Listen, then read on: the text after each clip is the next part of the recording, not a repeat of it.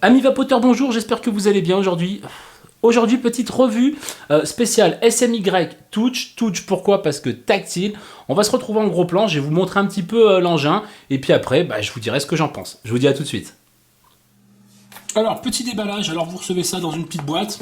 Voilà, comme ça, alors elle est toute petite. Vous avez les couleurs de dispo et le scratch code que vous allez pouvoir gratter et vérifier l'authenticité du produit. Blabla, blablabla.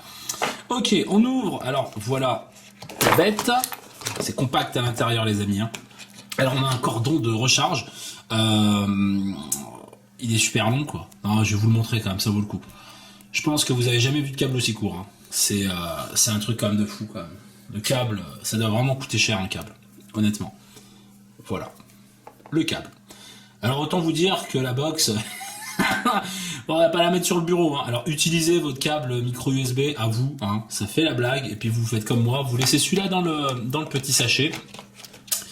Et donc, voilà. On retrouve donc à l'intérieur, contrôle qualité. Style U. Il est là. Et puis, une petite notice. Une petite chiffonnette pour nettoyer votre écran LCD. Voilà. Tac. Enfin, TFT plutôt que LCD. Et puis, une notice. Voilà. Alors, la notice est relativement assez complète. Cependant, bien entendu, elle n'est pas en français. Autant vous le dire. Voilà. Alors après, c'est pas bien compliqué. Vous allez le voir. On va le voir ensemble. Donc, voilà la bête. Alors, pile montée donc sur ressort d'assez bonne facture. Le pas de vis, c'est quand même relativement bien fait. Il n'y a pas de souci. On retrouve les trous de dégazage donc de la batterie et également le port de recharge micro USB. À savoir que vous avez une LED à l'intérieur, enfin sur le côté. Donc, elle est rouge quand c'est en train de charger et puis après verte ou bleue. Je me rappelle plus. Voilà. Une fois que c'est fait. Ça, c'est bon. On retrouve donc uniquement le simple bouton et unique que vous avez sur la box, le Fire que vous avez donc sur le côté. On retrouve donc le, entre guillemets, grand écran sur la façade. Donc il est assez rigide. Ça, c'est plutôt agréable. C'est pas un truc souple. Donc, par rapport à ça, ça inspire confiance quand même. Sur le dos de la box, des jolis losanges. Voilà, c'est magnifique, quoi. Franchement, là, j'aime pas. Franchement, là, j'aime pas la décoration arrière de cette box. Voilà. À savoir que vous pouvez pas la démonter. Deux accus. Il y a deux accus de 1300 mAh, donc soit 2600 mAh. Cette box fait 100 watts. Voilà. Donc le poids est relativement assez contenu, je veux dire, ça va quoi, ça fait 175 grammes, ok. Point de vue donc de la taille, alors sur la taille on est de 8,45 de haut, en largeur on est à 5,3, puis en épaisseur on est à 2,45, voilà, ça c'est dit. Alors cette box va gérer tous les fils. On va gérer le Cantal classique, le NI200, le Linox 316 et ainsi que le Titane. Alors pour le Cantal, donc les valeurs en ohm, mini et maxi. Alors le Cantal c'est de 0,1 à 3 ohms, le NI200 de 0,05 à 1 ohm, le Linox 316 de 0,1 à 3 ohms et puis le Titane de 0,05 à 1 ohm. Maintenant, je vais procéder donc à l'allumage de cette box. 1, 2, 3, 4, 5. La box s'allume. C'est relativement assez rapide. Voilà. Et on a l'écran d'allumé. Alors là, j'ai fait verrouillage de l'écran, histoire que je puisse pas justement accéder aux réglages et voilà, faire des réglages de fou sans m'en apercevoir. Donc, j'appuie simplement sur le cadenas et la box est déverrouillée. Ça, c'est ultra simple.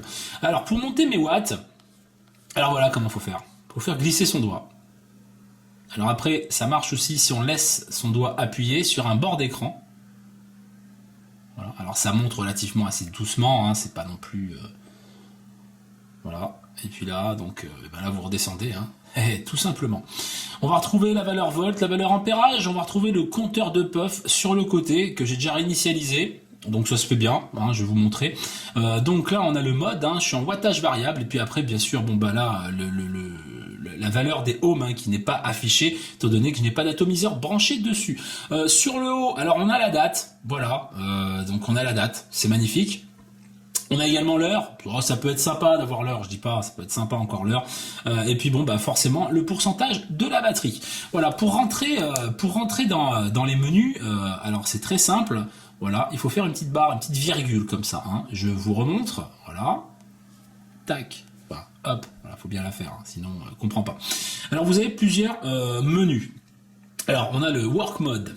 On appuie dessus et c'est là donc on va voir tous les fils résistifs, hein. Le SS, donc le NI200 et le titane, voilà. Et puis bien sûr le Watt Mode, hein. Watt Mode Water qui est ici, qui est déjà sélectionné. Alors vous avez deux SS, deux NI200 et deux TI. Voilà, bah, c'est pas compliqué, hein. Ils sont pas cassés la tête. D'un côté vous avez le premier SS. Donc TC et SSTF. Donc le premier c'est pour le contrôle de température en Celsius et le deuxième en Fahrenheit. Et c'est pareil pour les deux. Donc autant vous dire que nous en France on prendra le côté gauche. Hein, donc soit donc le SS, le NI200 et puis le titane. Voilà, toujours en Celsius. Voilà. On ressort du menu. Alors pour ressortir du menu, voilà, je clique sur une des valeurs. Donc là je suis toujours en wattage, pas de souci. Je refais ma virgule. Voilà. On a les settings. On a le puff info. On va aller sur puff info. Voilà. Alors, il n'y a pas 50 milliards de trucs. Voilà. Vous avez le nombre de puffs et puis le temps. Voilà. Hein, sachant que pour réinitialiser, voilà. Et puis c'est terminé. On y a mis à 0. Voilà. Ça, c'est fait. On a le setting. Alors dans le setting, vous allez retrouver entre guillemets pas mal de choses.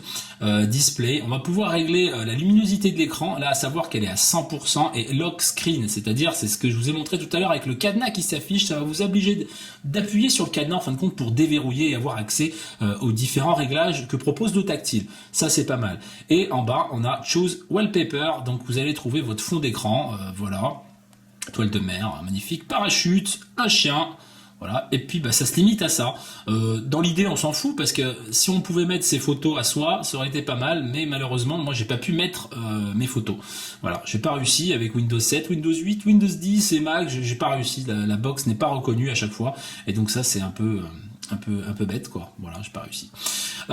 Donc on fait retour. Alors bon bien sûr, hein, vous pouvez régler la date, hein, pas de problème, hein, l'heure. Donc on peut régler l'écran. Voilà, la luminosité de l'écran, est-ce qu'il va s'éteindre tout seul au bout de tant de temps, voilà, là par exemple il y a 30 secondes, voilà, et puis auto shutdown, c'est-à-dire qu'elle s'éteint tout seul, et puis vous pouvez mettre un temps prédéfini, hein, voilà, pas compliqué. Système HUD-Paid, alors système HUD-Paid, moi personnellement, voilà, je l'ai pas utilisé, enfin j'ai essayé d'utiliser mais ça ne fonctionne pas, c'est pour faire justement des mises à jour futures éventuelles sur la box, rien d'extraordinaire sur les menus comme vous avez pu voir. Alors on a Help. Alors Help, vous allez avoir la version, voilà, il y a 7 pages, ça va vous dire un petit peu comment faire, voilà, pour accéder les différents menus, justement les virgules et tout qu'il faut faire. Voilà, et puis vous avez toutes les valeurs des fils en home, mini et maxi, voilà. Blabla, du blabla quoi, rien de bien extraordinaire.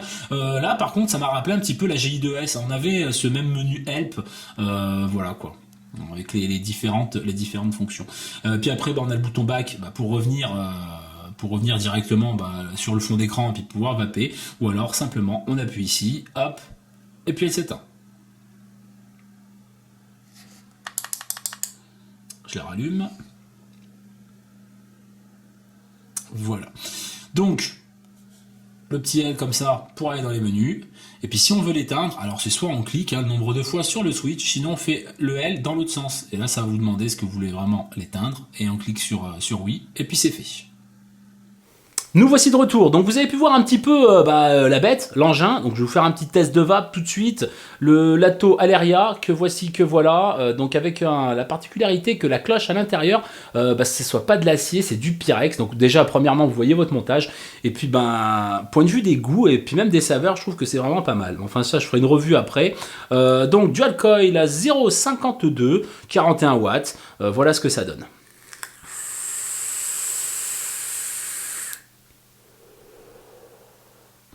Voilà, ça va vraiment plutôt pas mal.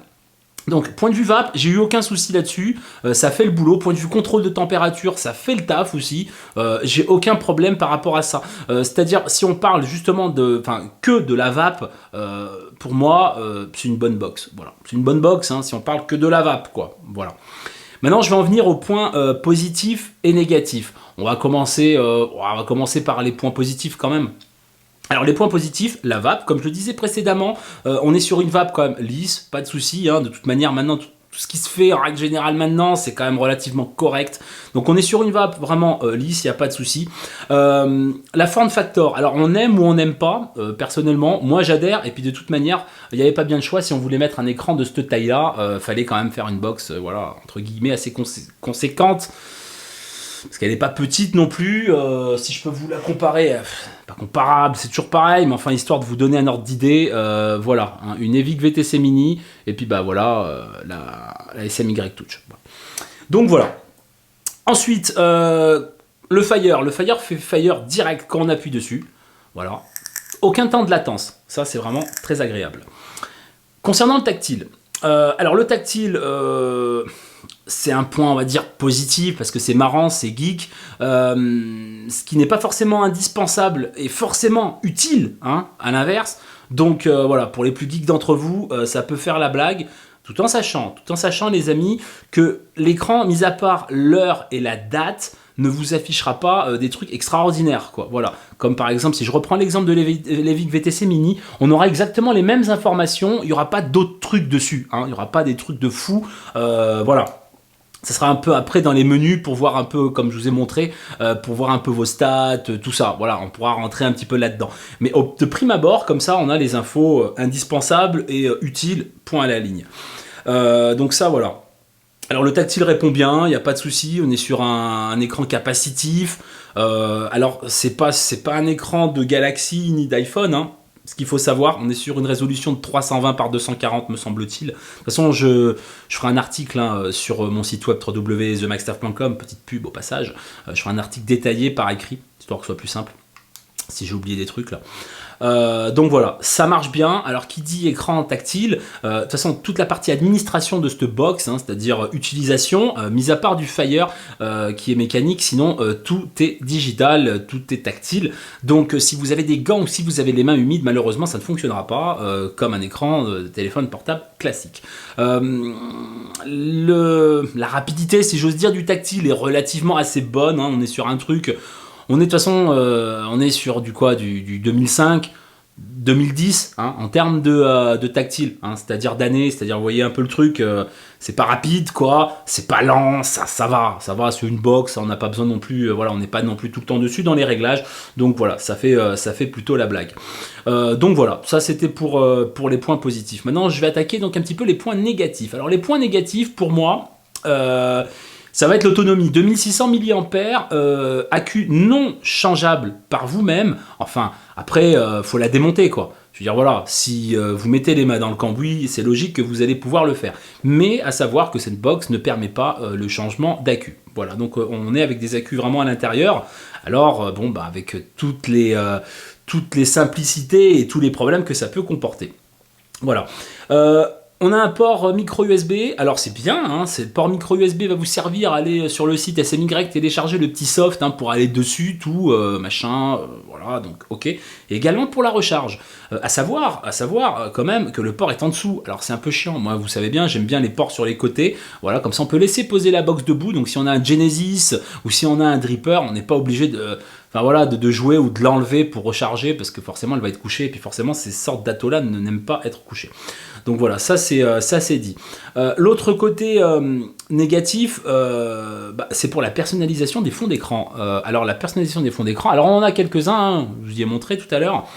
Moi j'ai pas pu mettre mon fond d'écran à moi. Voilà, je voulais mettre ma ganache, voilà, truc normal, comme ça dessus. Et ben j'ai pas pu. Si on regarde la notice, c'est marqué Windows 7 later, voilà, hein, Windows 7 ou après. Ok, bon, bah, j'ai tapé un Windows 8, ça ne fonctionne pas. Windows 10, ça ne fonctionne pas. Windows 7, ça ne fonctionne pas. Voilà, j'ai essayé Windows 7 à la fin. Alors bon, pour la blague, hein, je me suis dit, pour la postérité, je vais essayer avec un Mac. Lol, quoi. Je veux dire, voilà, ça c'est logique. Bon, il ne le disait pas, mais voilà, n'essayez même pas avec un Mac, ça sert à rien. Ça marchera pas. Donc, alors, est-ce que c'est mon exemplaire qui a un problème? Je sais pas, encore une fois de plus. Mais voilà, faut le savoir, j'ai pas pu personnaliser mon fond d'écran. C'était bien dommage, parce que ça aurait été un petit attrait supplémentaire. Un petit peu comme la GI2S que j'avais testé, hein, je pouvais mettre ma ganache en photo dessus, ou photo de vos enfants, ou de qui vous voulez. Donc voilà. L'autre point, ça va être le switch. Alors le switch, aussi bien il est merveilleux dans le sens où il fait ce qu'on lui demande, hein, c'est pas compliqué, on appuie, il fait fire automatiquement, enfin direct, il n'y a pas de temps de latence, zéro, impeccable. Aussi bien que moi j'ai eu pas mal de fois des petites surprises comme ça qui agrémentent le cours de la journée, c'est-à-dire quand je fais fire, ça reste bloqué sur le fire. Alors là, panique et tout, c'est un peu chiatique quoi. Donc est-ce que c'est mon exemplaire qui est fucké? Je sais pas. Sur pareil. Donc voilà. Alors en sachant que maintenant je fais attention, j'appuie bien, enfin, j'essaye pas d'appuyer un peu de travers ou quoi que ce soit, j'appuie bien dessus, je fais une bonne pression dessus, c'est un coup à prendre, perso. Voilà, et j'ai aucun problème, ça fonctionne. Voilà, mais il faut le savoir, le switch par moment est un petit peu capricieux dans le sens où il peut rester bloqué. L'autre côté négatif, hormis l'autonomie, bien entendu, parce que 2600 mAh avec un écran tactile, autant vous dire que ça dure pas longtemps. Maintenant, c'est la form factor. Alors la form factor, de toute manière, comme j'ai dit, avec un écran comme ça, on pouvait pas non plus faire autrement. Mais ils auraient peut-être pu... Alors aussi bien qu'ils ont essayé de chanfreiner les bords de chaque côté, mais aussi bien qu'en pointe, là on a des pointes, je sais pas si vous allez le voir, c'est pointu, c'est désagréable au possible, je veux dire, au possible, c'est désagréable quoi, ça pique le doigt quoi, c'est vraiment pointu quoi, c'est vraiment pointu de chez pointu quoi, donc voilà. Elle existe en plusieurs couleurs, elle existe en rose, en silver, en noir et puis en bleu, voilà. Alors c'est toujours pareil, question de goût et de couleur. Alors, ces damiers qu'ils ont mis à l'arrière, franchement, j'aurais passé par la tête, quoi. C'est pas top, quoi. Les damiers, moi, j'aime pas, personnellement. Sorte carbone, quoi. Alors, à la limite où il l'aurait dû foutre d'un trait, le truc, et puis basta. Mais ces damiers comme ça, je suis pas fan du damier. Mais ça, c'est encore pareil, c'est subjectif. C'est vraiment mes goûts personnels. Voilà. Alors, en final, en résumé, qu'est-ce que j'en ai pensé? Est-ce que j'en ai pensé du bien ou du mal? Alors, est-ce que c'est une box qu'il vous faut avoir, qu'il faut acheter? Personnellement, si vous êtes équipé de VTC Mini, enfin des box entre guillemets actuelles, franchement, je pense pas quoi. Je pense pas. Ça va très bien, le contrôle de température, il n'y a pas de souci, il est là, il fonctionne. Mais maintenant, le côté tactile, si vous aimez le côté tactile, un petit peu le côté geek, ok, pourquoi pas. À savoir quand même qu'elle vaut 100$. Voilà, elle est dispo sur le site de Gearbest. Je vous mettrai le lien dans la description. Donc après, vous verrez si vous avez des codes promo ou trucs comme ça. J'ai pas trouvé en FR pour le moment, Shop FR. Donc voilà, je suis un peu mi-figue, mi-raisin. Si vous aimez le tactile, que vous aimez ce qui brille, voilà, que vous voulez épater la galerie, pourquoi pas. Mais après, ça n'apporte vraiment rien à la vape, quoi. Personnellement, j'ai pas eu un avantage de dire... Ouais, c'est cool avec le tactile. Non, franchement, pas une seule fois, quoi. Pas une seule fois. Pour monter les watts, voilà, faut glisser le doigt. Voilà, pour rentrer dans les menus, faire le L, là. Voilà. Donc, j'étais pas... voilà, c'est... Voilà, fallait le dire, quoi. Maintenant, c'est gadget, c'est sympa. Puis, ça marche bien. Voilà, ça marche bien dans l'ensemble. Donc, voilà. Moi, personnellement, je la conseille pas à quelqu'un qui a déjà du matos. Et puis, voilà. Mais si vraiment vous craquez sur l'effet tactile, que vraiment, malgré ma vidéo, vous avez envie de tenter l'aventure, écoutez, libre à vous, quoi. Voilà, les amis. Je pense que j'ai fait le tour du sujet. La vidéo est un peu longue. On va s'arrêter là, ça suffit. Donc, personnellement... je vous mets le lien dans la vidéo, comme ça vous pourrez la trouver. Bientôt, il y aura des tests d'Atto, de Stato par exemple. Il y aura des tests de DAI aussi. On va continuer un petit peu le truc. Donc sur ce, je vous souhaite une très bonne journée. Comme d'habitude, un petit tour sur mon site internet www.themaxstaff.com. C'est là où je vais mettre l'article. Parce que maintenant, je vais essayer de faire un petit peu des articles. J'ai appris à écrire. Donc je vais faire des petits articles. Donc vous aurez la vidéo et puis vous aurez le support texte. Donc il y aura des trucs peut-être que j'ai pas dit dans la vidéo ou inversement, comme ça si vous avez vu les deux ça fait la blague et vous pourrez vraiment vous en rendre compte. Et puis toujours pareil, abonnez-vous à la chaîne The Max Staff, ça fait toujours plaisir. Si vous avez des questions, themaxstaff01@gmail.com. Sur ce, je vous souhaite une très bonne journée, je vous dis à très bientôt. Ciao. From the bottom, moving straight to the top. Coming with the pull up for the #1 spot. Pushing my vibe like a pusher on the block. Holding my down, sucker rappers get lost. Coming from the bottom, moving straight to the top. Coming with the pull up for the #1 spot. Pushing my vibe like a pusher on the